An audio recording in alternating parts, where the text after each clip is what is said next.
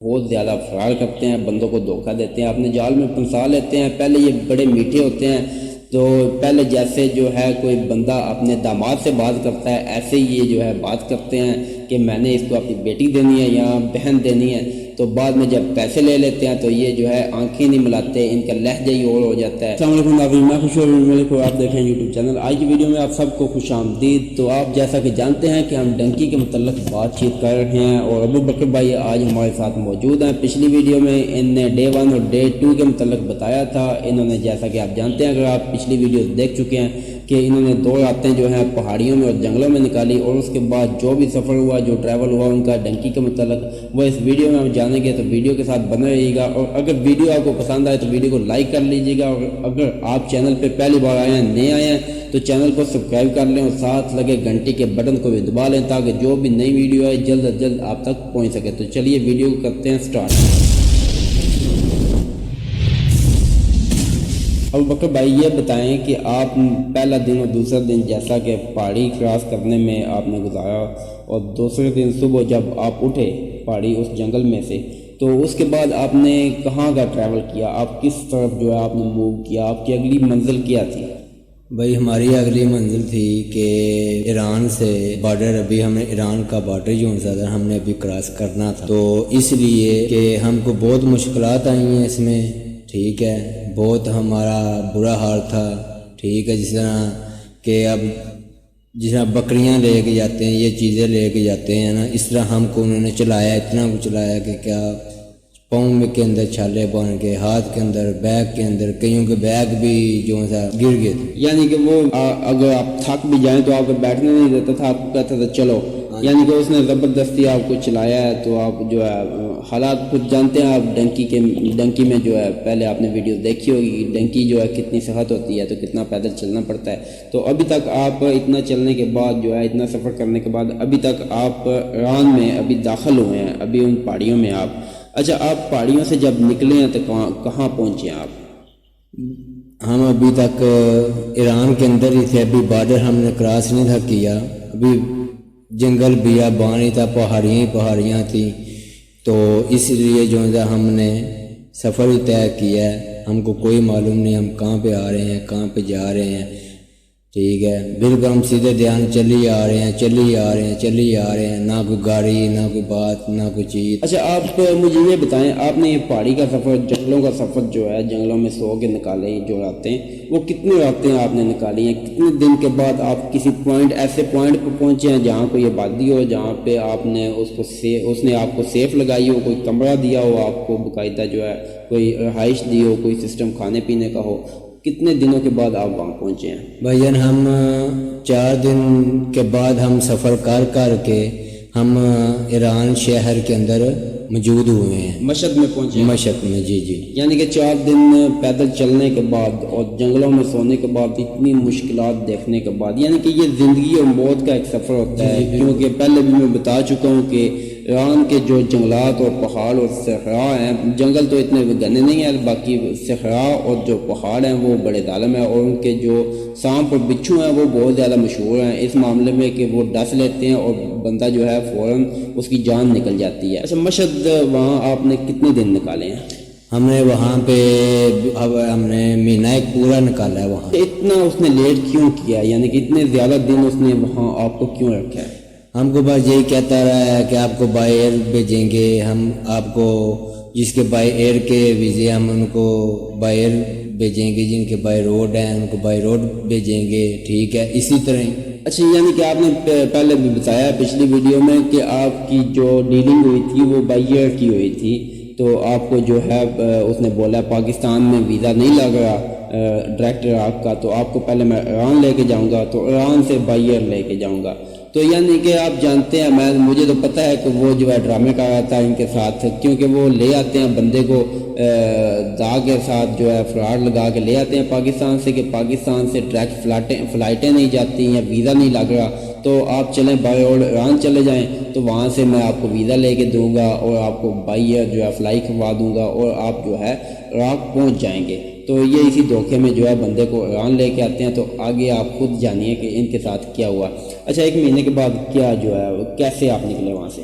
وہاں سے کیسے نکلے کہ ہم ادھر ابھی موجود تھے رہائش کے اندر، انہوں نے ہم کو رکھا تھا، ہم کو بعض لارے لگاتے گئے ہیں کہ ابھی ہم آج بھیجتے ہیں، کل بھیجتے ہیں، پرسوں بھیجتے ہیں، تو کوئی مسئلہ یا مسائل ہمارا حل نہیں تھا ہو رہا۔ یعنی کہ اس ایک مہینے کے درمیان اس نے آپ سے کچھ پیسے شیسے بھی لیے ہیں، کوئی ڈیمانڈ کی ہے پیسوں؟ ہاں بالکل کی ہے، اس نے بولا ہے ہم کو کہ بھئی اب ہم کو 1,000 روپیہ 2,000 روپیہ دیں، ہم نے گاڑیاں کروانی ہیں، گاڑیاں کروا کے پھر آپ کو ہم سفر کروائیں گے گاڑیوں کے اوپر۔ یعنی کہ وہ گاڑیاں کروانی نہیں ہوتی تھی، نہیں وہ کرواتا تھا، وہ ویسے ہی آپ سے جو ہے جیسے وہ کہتے ہیں ٹھگی لگاتا تھا، تو وہ آپ سے پیسے نکلواتا تھا، 1,000 2,000 ٹیکسی کے نام پہ وہ آپ سے پیسے نکلواتا تھا، وہ آپ بھی دے دیتے تھے کہ شاید ٹیکسی آ جائے، گاڑی آ جائے تو ہمارا سفر جو ہے آگے کا سٹارٹ ہو جائے اور ہم اپنی منزل پہ پہنچ جائیں۔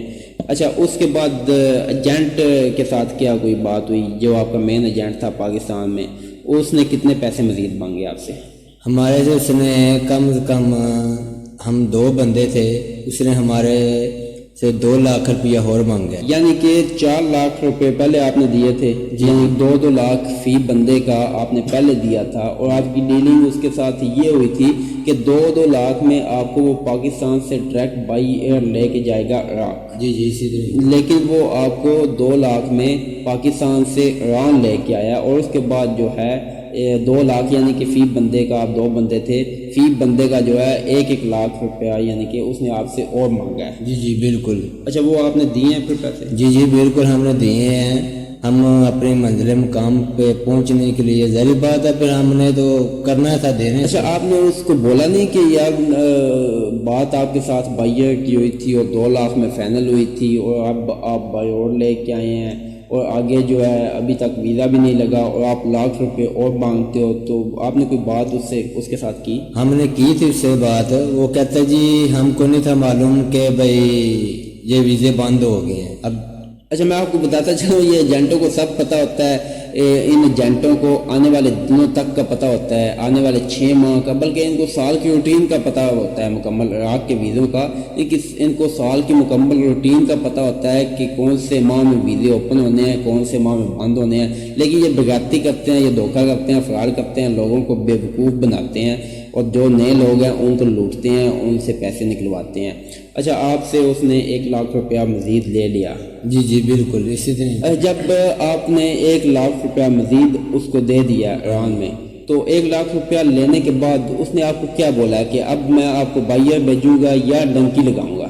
اس نے ہم کو یہی بولا ہے، پیسے لے کے اس نے بولا ہے یہ تو اب ڈنکی والا کام ہو گیا ہے کہ اب ڈنکی لگائیں آپ سب، ہم 30 بندے، ہم ڈنکی تو نہیں لگا سکتے۔ اس نے یہ بولا جس نے لگانی ہے لگائے، جس نے نہیں لگانی وہ پیچھے چلا جائے، اس کا خرچہ ہم جانے کا نہیں دیں گے، وہ یعنی کہ وہ اس کا کوئی وہ جوابدار نہیں ہے، اس کے ویزے کے جو پیسے اس نے لیے ہوئے ہیں، یعنی کہ اگر آپ 3 لاکھ آپ سے اس نے لے لیا پہلے، اگر آپ واپس جاتے تو وہ 3 لاکھ آپ کو نہیں ملنا تھا۔ جی بالکل ظاہر بات، اس نے صاف ہم کو بولا تھا کہ جو بندہ پیچھے جائے گا اس کو کوئی پیسہ کوئی چیز نہیں ملے گی۔ ناظرین، آپ نے دیکھا، آپ نے سنا کہ یہ ایجنٹ جو ہے کتنے بے غیرت ہوتے ہیں اور کتنے جو ہے بے حس ہوتے ہیں، انسانوں والی بات تو ان لوگوں میں ہوتی نہیں، پتہ نہیں ان کو اللہ کا خوف نہیں ہے، یہ مرنا بھول گیا یا کیا چکر ہے۔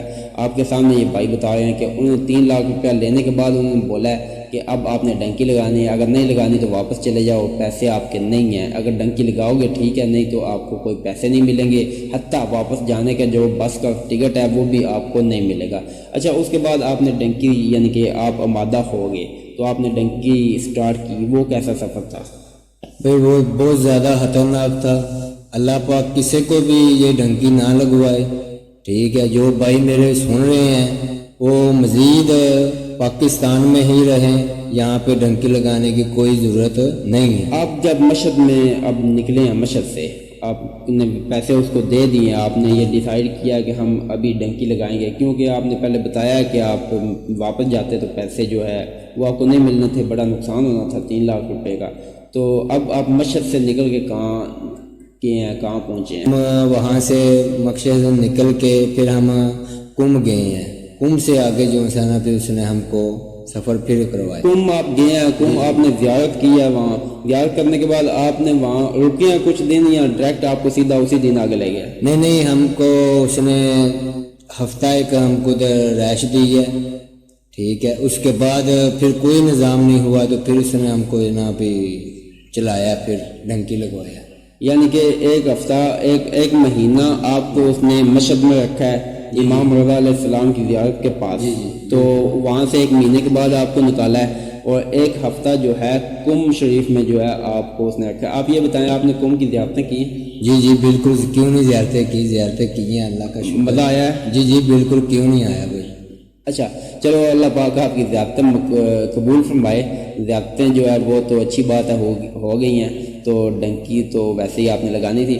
اچھا، کم میں 1 ہفتہ نکالنے کے بعد اس کے بعد جو ہے آپ کس طرف بڑھے ہیں؟ ٹیکسی ہوئی ہے ہمارے کے لیے. ٹیکسی پہ 5 بندے بٹھا کے پھر آگے سے ہم کو جنگل کی طرف وہ لے گیا. ٹھیک ہے، یعنی ایران سے ہم باہر نکلنے والے تھے. یعنی کہ اچھا، یہ ٹیکسی کتنے گھنٹے چلی ہے بھئی؟ مزید ہم 5 بجے بیٹھے ہیں، رات کو ہم 3 بجے ہم ادھر نا جنگل بیابان کے روڈ کے اوپر ہم نا پہنچے ہیں. آگے سے بندے آئے ہیں، بندے نے ہم کو لے کے دستی دوڑے ہیں ہم، جلدی کرو اس طرح. یعنی کہ آپ 5 بجے نکلے ہیں کم سے، تو تقریباً آپ نے بتایا کہ 3 بجے آپ پہنچے ہیں. یہ تقریباً 10 گھنٹے بنتے ہیں. تو 10 گھنٹے کے بعد آپ جو ہے بارڈر کے آس پاس کہیں پہنچ گئے ہیں. ہاں جی. اچھا، اب آپ کو آگے سے ٹینکر جو ہے وہ نیا ملا ہے یا وہی پرانے والے تھے؟ نہیں، ہم کو آگے سے ایرانیوں نے عراقیوں کی طرف چھوڑ دیا. وہ تو آپ کو بارڈر کے بعد چھوڑنا ہے نا؟ ہاں جی بالکل. ابھی تک آپ ایران کے علاقے میں ہیں. جی. اب اس کے بعد آپ نے کتنا سفر کیا اور بارڈر پہ پہنچے؟ یہی ہے کوئی 4-5 گھنٹے ہم نے اسی طرح ہے 4-5 گھنٹے ہم نے سفر کیا. یعنی کہ وہ ٹیکسی کا سفر ختم ہونے کے بعد 5 گھنٹے آپ مزید پیدل چلے ہیں. جی. تو یہاں تک پہنچنے میں آپ کو 4 دن وہ پیچھے لگے ہیں. 30 دن آپ نے ایک جگہ پہ سٹے کیا ہے، 7 دن ایک جگہ پہ سٹے کیا ہے. یعنی کہ یہ تقریباً 40-41 دن جو ہے وہ آپ کے لگ گئے. ابھی آپ جو ہے بارڈر پہ پہنچے ہیں، ایران اور عراق کے بارڈر پہ. تو ابھی وہ آپ نے کراس کرنا ہے. تو ناظرین، جیسا کہ آپ نے سنا کہ پاکستان میں جو ایجنٹ ہیں یہ بہت زیادہ فرار کرتے ہیں، بندوں کو دھوکہ دیتے ہیں، اپنے جال میں پھنسا لیتے ہیں. پہلے یہ بڑے میٹھے ہوتے ہیں، تو پہلے جیسے جو ہے کوئی بندہ اپنے داماد سے بات کرتا ہے ایسے ہی یہ جو ہے بات کرتے ہیں کہ میں نے اس کو اپنی بیٹی دینی ہے یا بہن دینی ہے. تو بعد میں جب پیسے لے لیتے ہیں تو یہ جو ہے آنکھیں نہیں ملاتے، ان کا لہجہ ہی اور ہو جاتا ہے. تو یہ بہت زیادہ بغیرتی کرتے ہیں. مجھے تو یہ لفظ استعمال کرتے بھی تھوڑا وہ اچھا نہیں لگتا، لیکن یہ لوگ کرتے ہیں، ان کو شرم نہیں آتی. تو آپ نے سنا کہ کیسے جو ہے 41-42 دن اس بندے نے ان کو ذلیل کیا اور اس کے بعد جو ہے ابھی یہ ایران عراق کے بارڈر پہ پہنچے ہیں. تو باقی مزید جو ڈنکی کے متعلق کہانی ہے وہ ہم آپ کے ساتھ اگلی ایپیسوڈ میں شیئر کریں گے، کیونکہ ویڈیو بہت زیادہ لمبی ہو گیا. تو یہاں پہ میں ویڈیو کو کروں گا اینڈ. تو آپ سے میں اجازت چاہوں گا. تو ملتے ہیں اگلی ویڈیو میں، تب تک کے لیے اجازت دیجیے. اپنا خیال رکھیے گا اور اپنے اس چینل کا بھی. اللہ حافظ.